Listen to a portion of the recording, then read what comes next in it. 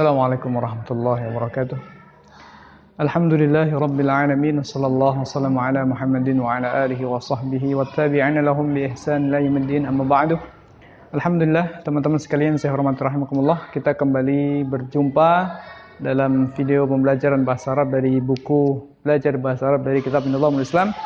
Kali ini kita akan lanjutkan pembahasan kita tentang mubtada dan khabar. Dan kali ini kita akan membahas tentang anwa'ul mubtada.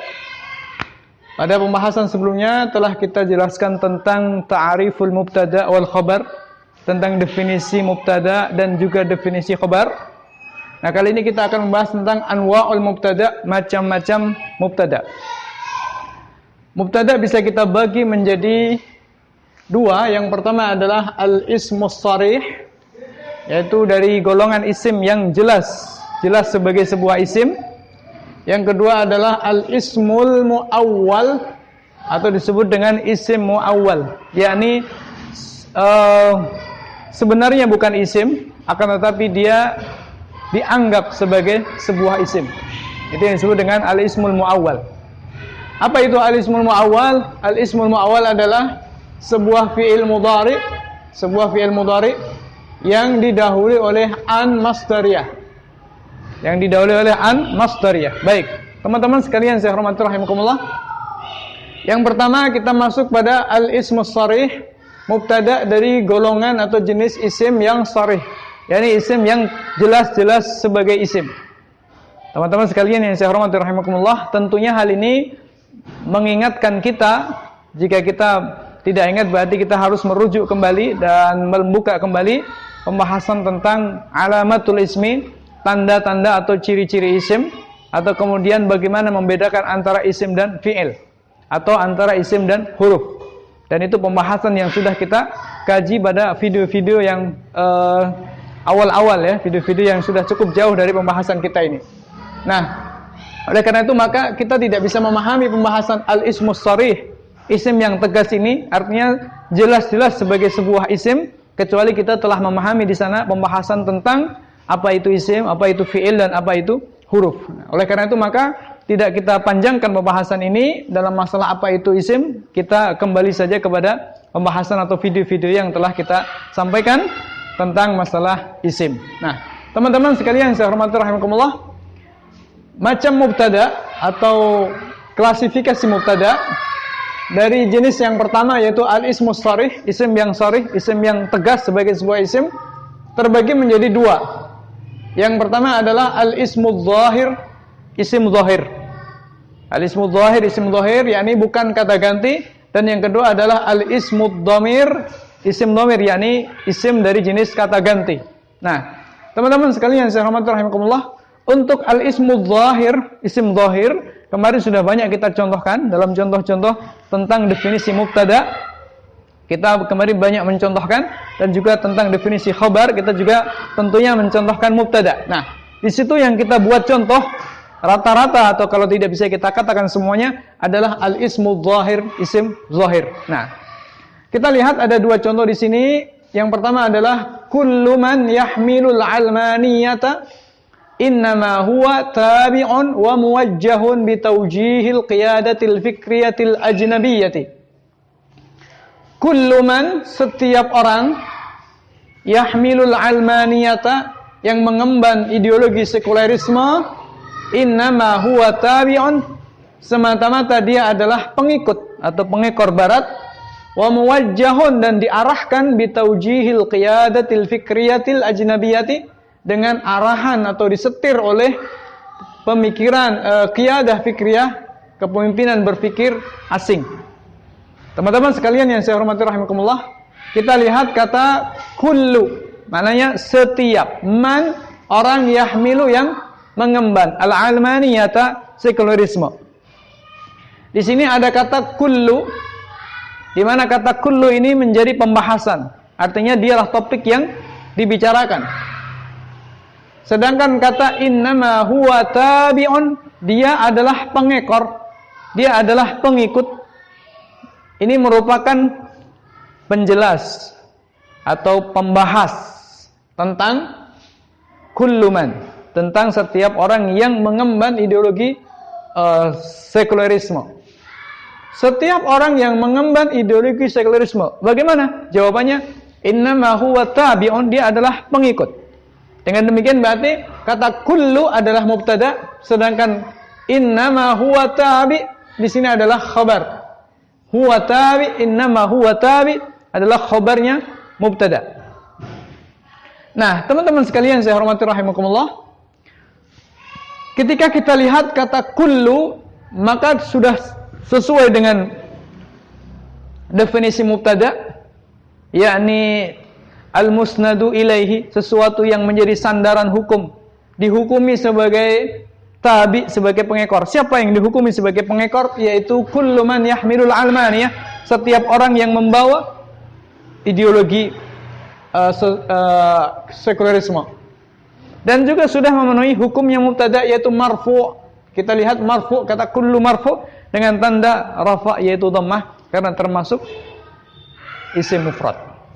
Nah, teman-teman sekalian saya hormati rahimakumullah, yang menjadi pembahasan kita pada kesempatan kali ini adalah tentang status kata kullun, dia termasuk isim yang sharih. Termasuk isim yang sharih, artinya jelas-jelas isim, bukan fi'il, bukan huruf, tapi jelas-jelas isim.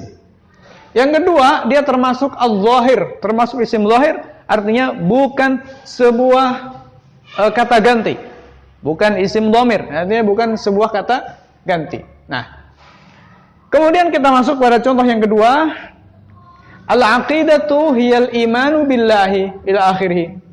Akidah itu, apa itu akidah? Hiyal imanu billahi, yaitu iman kepada Allah dan seterusnya.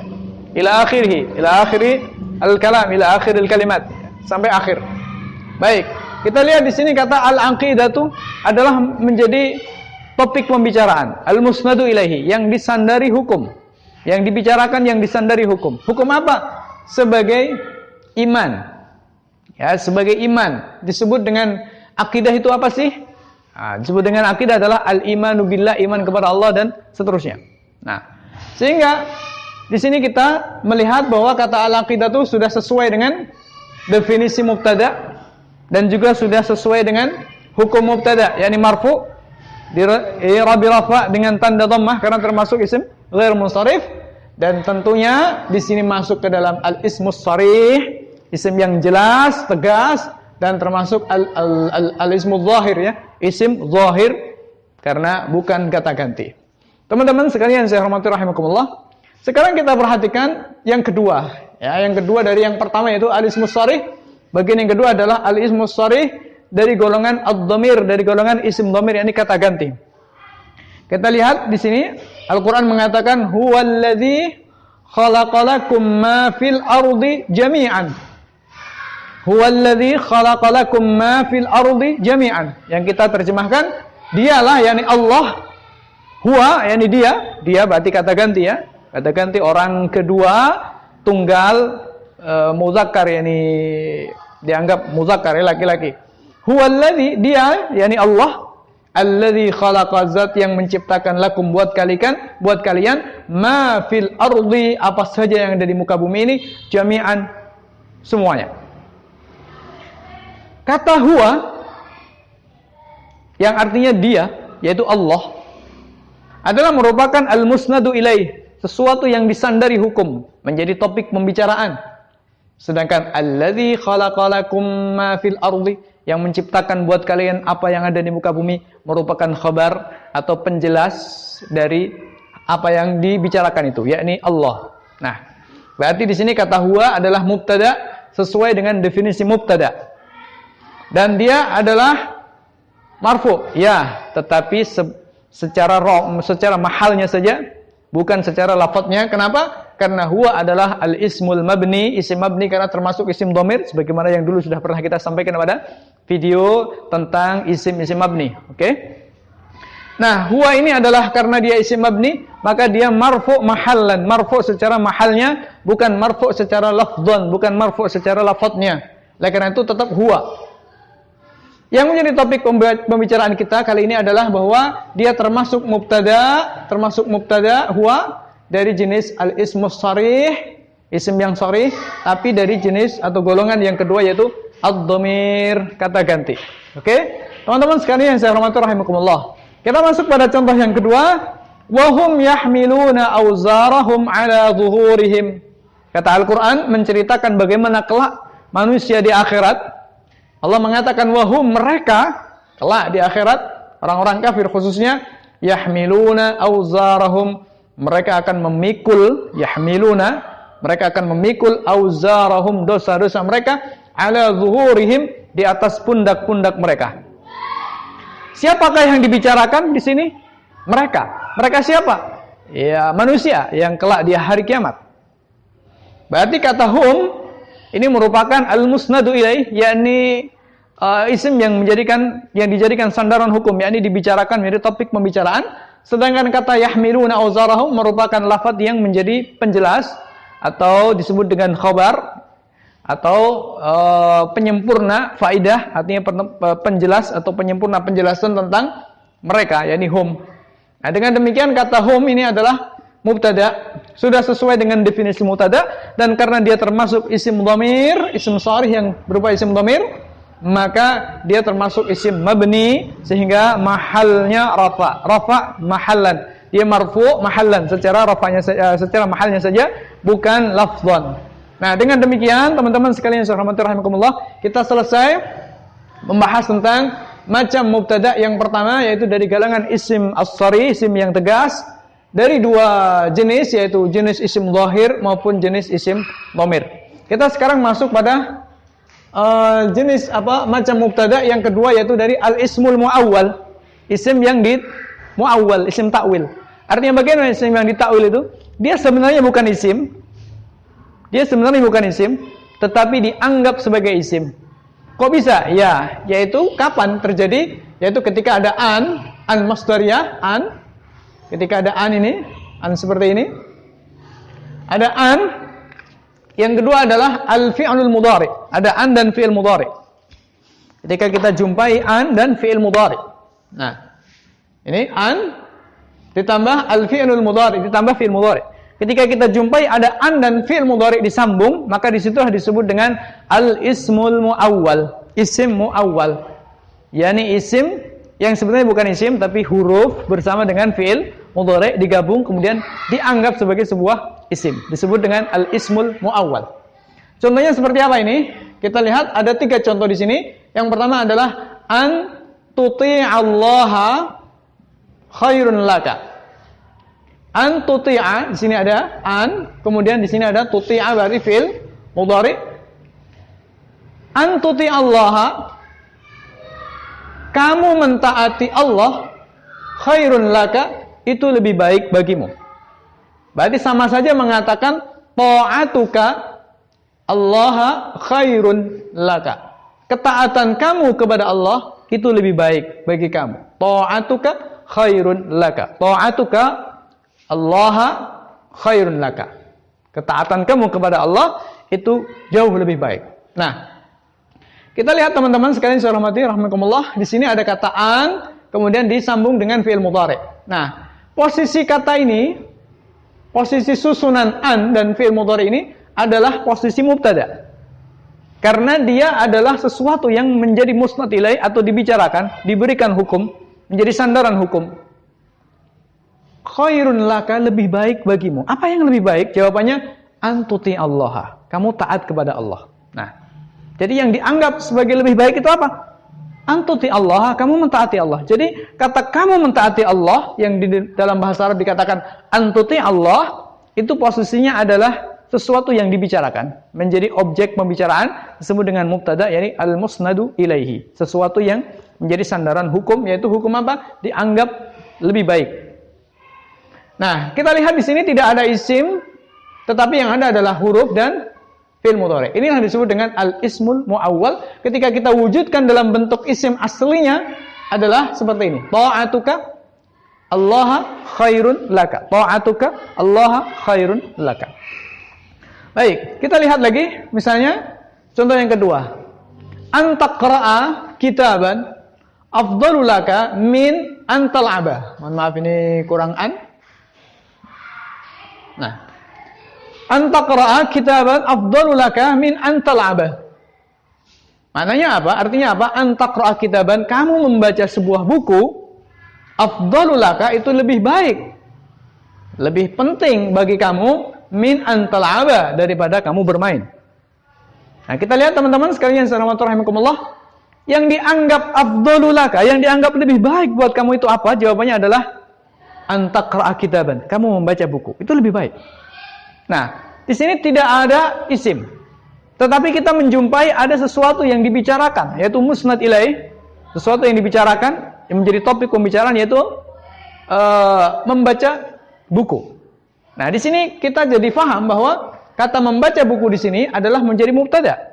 Namun ketika kita jumpai tidak ada isim di sini, yang ada adalah huruf yaitu an dan fi'il mudhari yaitu kata taqra'a.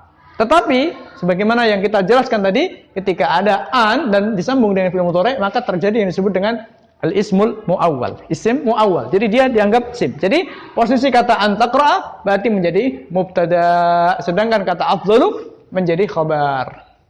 Teman-teman sekalian yang saya hormati rahimakumullah, ketika kita wujudkan dalam wujud isim, maka bentuknya adalah qira'atuka kitaban afdalu laka min an tal'aba. Qira'atuka kitaban, kamu membaca buku, qira'atuka, kamu membaca kitaban, sebuah buku, afdalu laka min an tal'aba, itu lebih baik bagi kamu daripada bermain-main. Oke? Kita masuk pada contoh yang ketiga. An tu'tiya khairun laka min an tas'ala. An tu'tiya khairun laka min an tas'ala. Yang maknanya an tu'tiya, kamu memberi, khairun laka, itu lebih baik bagimu, min an tas'ala, daripada kamu meminta. Pertanyaannya, apa yang lebih baik daripada meminta? Jawabannya memberi. Berarti kata memberi adalah merupakan topik pembicaraan. Kata engkau memberi, kamu memberi adalah merupakan topik pembicaraan. Inilah yang disebut dengan al-musnadu ilaih, musnad ilaih, atau yang disandari hukum. Disinilah berarti kata antu'tiya adalah mubtada posisinya. Tetapi ketika kita lihat sekali lagi, tidak ada isim, tidak ada isim. Yang ada adalah huruf an dan fi'il mudhari. Nah, sebagaimana tadi kita sampaikan, ada an dan fi'il mudhari disambung, maka terjadi yang disebut dengan al-ismul muawwal, sehingga di sini adalah mubtada berupa al-ismul muawwal. An tu'tiya khairun laka min an tas'ala, kamu memberi itu lebih baik, ini jadi khabar, min an tas'ala, daripada kamu meminta. Sehingga kalau kita wujudkan dalam wujud isim, maka jadinya adalah ata'uka khairun laka min an tas'ala, kamu memberi itu lebih baik. Mohon maaf ya, i'ta'uka, ini salah, kurang hamzah ya. I'ta'uka khairun laka min an tas'ala, kamu memberi itu lebih baik daripada kamu meminta. Teman-teman sekalian saya hormati rahimakumullah, jadi kesimpulannya berarti mubtada itu ada al-ismus sharih, ada juga al-ismul muawwal. Al-ismus sharih ada isim dhahir dan ada isim dhamir.